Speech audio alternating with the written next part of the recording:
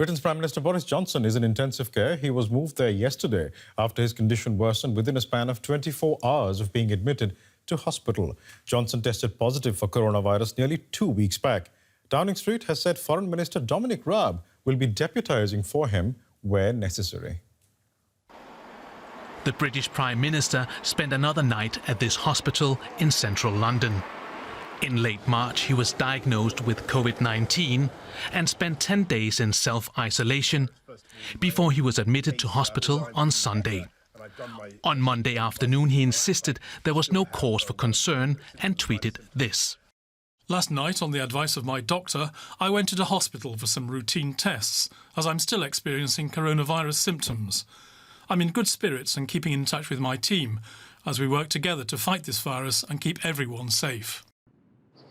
Hours later, Downing Street said his situation had worsened and he was moved to the intensive care unit.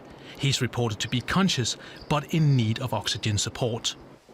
In the meantime, his deputy, Foreign Minister Dominic Raab, has taken over his duties.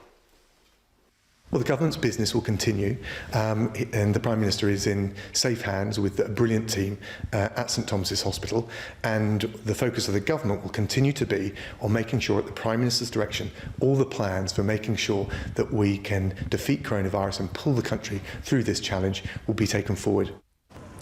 Boris Johnson's condition is a grim reminder of the serious situation the UK is currently facing. More than 1,000 people died in the last 2 days alone from COVID-19, making it one of the worst affected countries in the world. DW correspondent Birgit Maas is following developments in London. Good morning to you, Birgit. What is the latest on Boris Johnson's condition? Well, as of this morning, Birish, we haven't had any updates, so we know that he was taken into intensive care as a precaution. But of course, we also know that if somebody is taken into an intensive care unit at this moment in crisis, it is definitely serious. So for a lot of British people, they will be very, very anxious to hear the news of how the Prime Minister exactly is doing. Birgit, it was only last week that Boris Johnson's aides were saying he had only mild symptoms, and the Prime Minister himself said he was feeling a lot better on Friday, and now he's in intensive care. It's been quite a turn for the worse in a short time. Well, yes, indeed. It happened really quite quickly. So throughout the whole week last week, Downing Street and also Boris Johnson himself, they maintained that he was in charge of affairs, that he was briefing ministers, that he was basically leading the fight against coronavirus. And then, of course, it came as a bit of a shock to the nation that he was then delivered into hospital and now into intensive care. So really quite a rapid development. There have been media reports that Downing Street might not have been quite so open as they could have been when it came to how Prime Minister Boris Johnson was really doing already at the end of last week, that he was actually already getting worse and that aides around him were getting worried. But this is nothing that they have said publicly, so this is just a media speculation.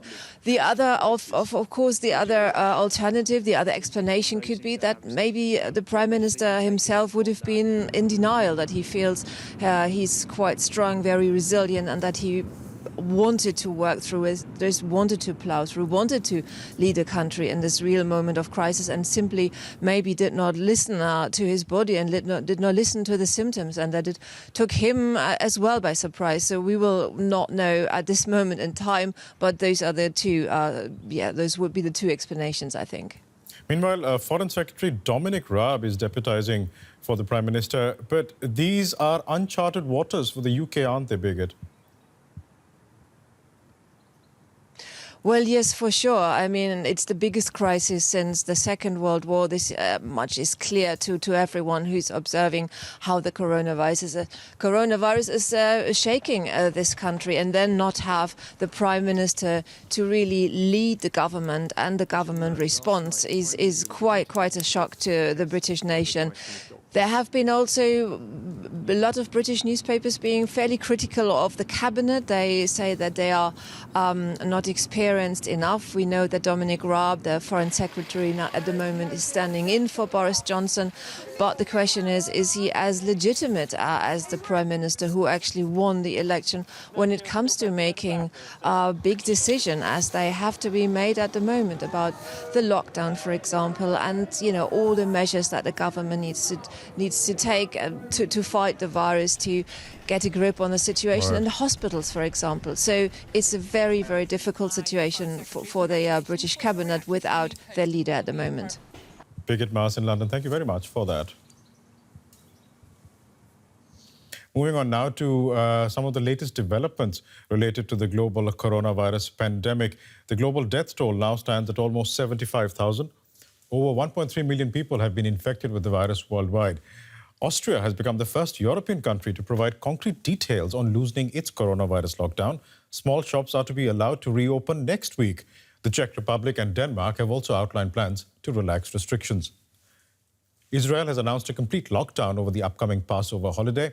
China has reported no new deaths from the coronavirus over the past 24 hours. All of its 32 new cases were from people who returned from overseas.